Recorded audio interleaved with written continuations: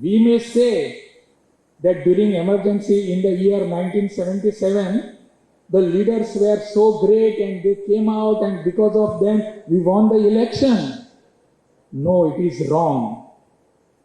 The truth is that the people, the common person who sells some fruit on the streets, who comes out and have a haircut for you, who comes out and do something for you on the streets, he came out and he voted for democracy. We all must thank them permanently.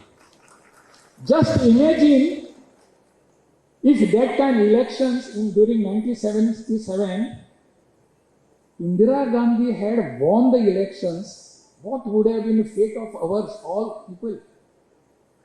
We would have never seen outside world.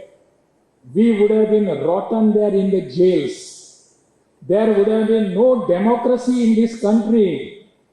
But this credit, full credit, 100 marks go to our common people, common voter of this country.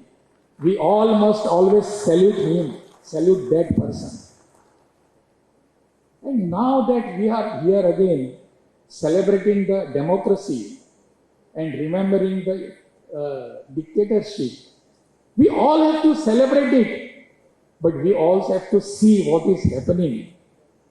People that time, Indira Gandhi's emergency was saying us, there is no freedom of speech. Even the Supreme Court that time, when the Chief Justice was Ajit Nath Ray, he was the Chief Justice. He said, it is his judgment. He said, there cannot be freedom to life also during emergency. So any police officer could come here, shoot you and go away. He was not supposed to give any reason. That was emergency. And surprisingly, our Chief Justice of India upheld this. That time, I do not know. He had been brought specially from Kolkata, from Bengal, by Indira Ji, superseding all other people, all other justices. He was made the justice there, Chief Justice. He had to give the verdict in her favor. Whatever she did was correct. Now, after 50 years, what is the reason of having all this, just revising what had happened? Because in democracy it is said, vigilance of the voter or the people is the permanent solution for all the problems. We all have to be vigilant. We never thought that Indira Ji will bring emergency, but she brought. And afterwards we have seen how the people are here freely, speaking, talking, and moving here and there. That time, now even the oppositions in the ruling party and the other parties, our opposition are there, they always come out and say, our voice is suppressed. We are not allowed to speak. We are not allowed to speak. They come out in the street and they speak and tell us that we are not allowed to speak. This, I do not know what sort of intentions and contentions they have. Now here, we also have to look at the problems. Why the people in the power, they feel that all the rights should be converted into my rights. People's rights should be converted into my right. Why the people in the power feel so? That has to be decided, that has to be thought of. Today we have brought this book that is on emergency, 1975 to 2025, 50 years. That book gives us some lesson. That book teaches us, whenever there are people in the power who feel that nobody else can exist, we are here, we are the power.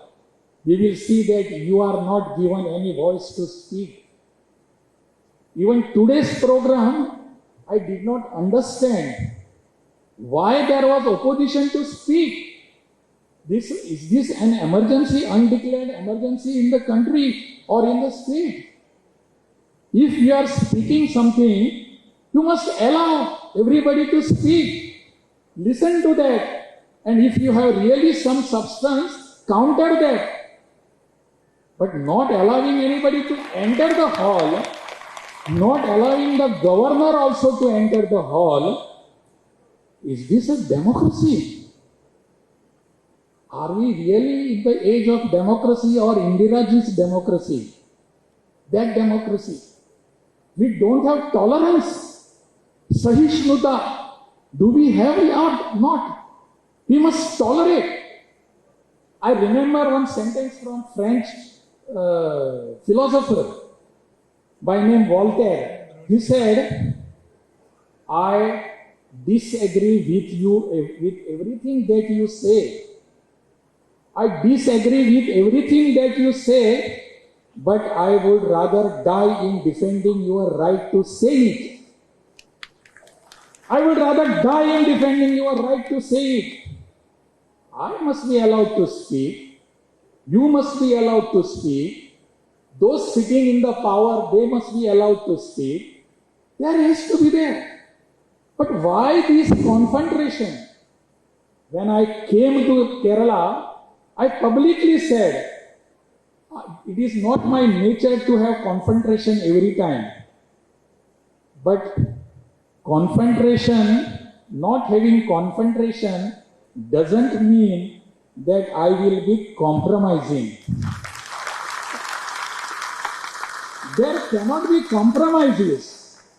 What is my thinking, what is my ideas, what are my perspectives, what are my perspectives? These are my perspective. I don't object to yours. You have your ideology. You have your thinking. So also I have. Why object to my thinking? This intolerance is not the ethos of this soil. It is not the ethos of this culture. We have to come out, talk. We have to discuss. That is what I have been telling everybody. I don't want to target anybody. But this type of emergency cannot be tolerated. It cannot be. We all are Indians. We all are brothers and sisters. Let us come. If you have different opinion, I have different opinion. Let us come and discuss and do something. But doing such things is not pardonable. It cannot be carried away. It cannot be carried forward also. So that is what we are here. Emergency has given us a lesson.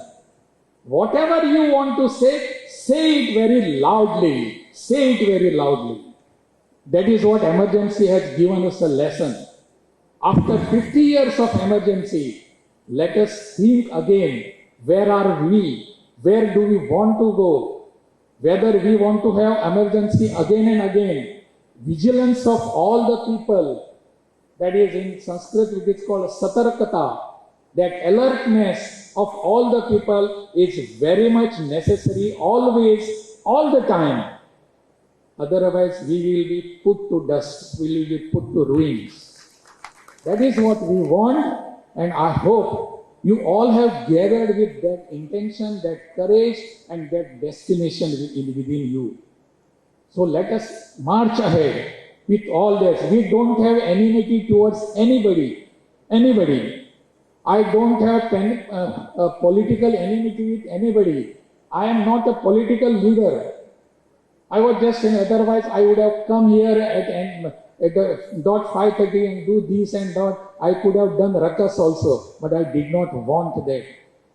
Because today's program is a different program which gives us some lesson to march ahead with democratic principles, and that is how we are committed. We all are Indians and we are committed to democracy. That is what I want to say. Nanni.